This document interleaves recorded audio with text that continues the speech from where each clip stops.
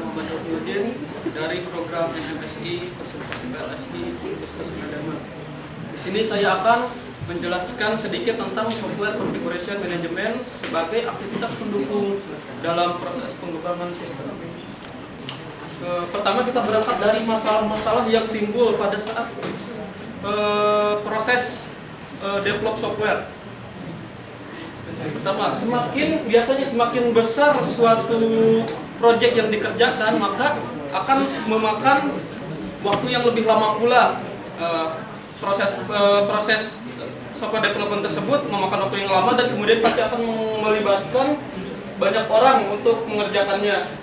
Nah, dari lamanya waktu yang proses pengerjaan software development tersebut, maka timbul masalah-masalah yang baru. Misalkan sering adanya perubahan pada setiap proses-proses yang terjadi. Misalkan perubahan pada bisnis baru atau kondisi pasar yang memang sering berubah. Kemudian berkembangnya kebutuhan customer yang menyebabkan perubahan permintaan. Kemudian ada reorganisasi dan atau perubahan bisnis yang menyebabkan perubahan dalam prioritas proyek.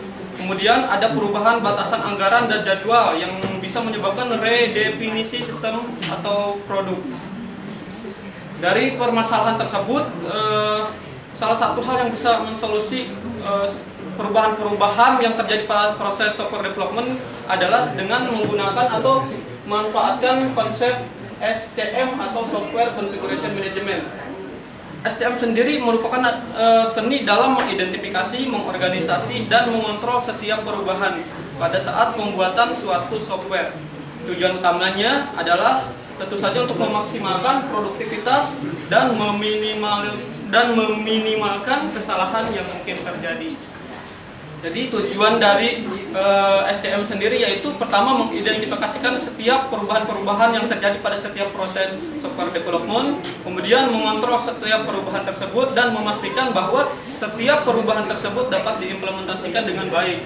Kemudian terakhir melaporkan setiap perubahan yang ada kepada pihak yang berkepentingan. Di sini kita harus paham dulu istilah-istilah yang sering muncul dalam konsep SCM.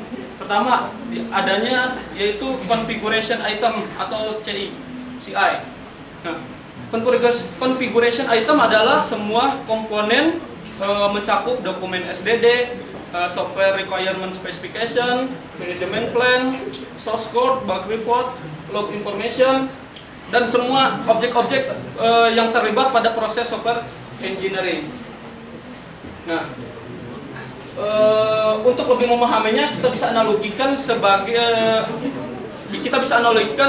pada proses pengembangan suatu software open source. Misalkan saja Mozilla pada perkembangannya memiliki beberapa version. Ada version 20 titik berapa, 20.1, 20.2 dan segala macam. Berikutnya varian ada yang untuk mobile, untuk desktop dan lain-lain. Dan tentu saja pada perkembangannya selalu ada revisi untuk menambah beberapa permasalahan yang muncul. Nah, itu semua merupakan step perubahan yang terjadi pada setiap configuration item yang disebutkan di atas. Kemudian ada configuration. Configuration sendiri merupakan susunan dari configuration item yang fungsional sesuai dengan sifat, versi, dan karakteristik lainnya.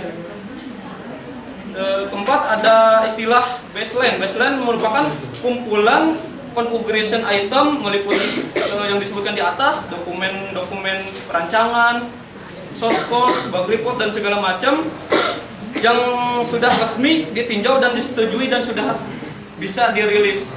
Kemudian ada workspace sebagai lingkungan yang terisolasi di mana pengembang dapat bekerja, mengedit, mengubah, dan mengompilasi tanpa mengganggu pengembang lain.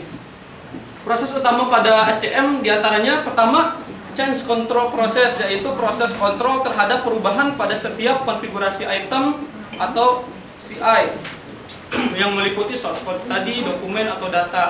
Kemudian ada status accounting, yaitu pelacakan administrasi dan pelaporan semua state configuration item yang mengalami perubahan. Dan kemudian ada configuration audit, yaitu review atau pemeriksaan independen terhadap semua komponen configuration item. Dan terakhir ada release management, yaitu penciptaan dan pemasaran versi baru dari perangkat lunak kepada publik. Nah, semua proses untuk mengelola setiap perubahan pada software development tentu saja agak rumit.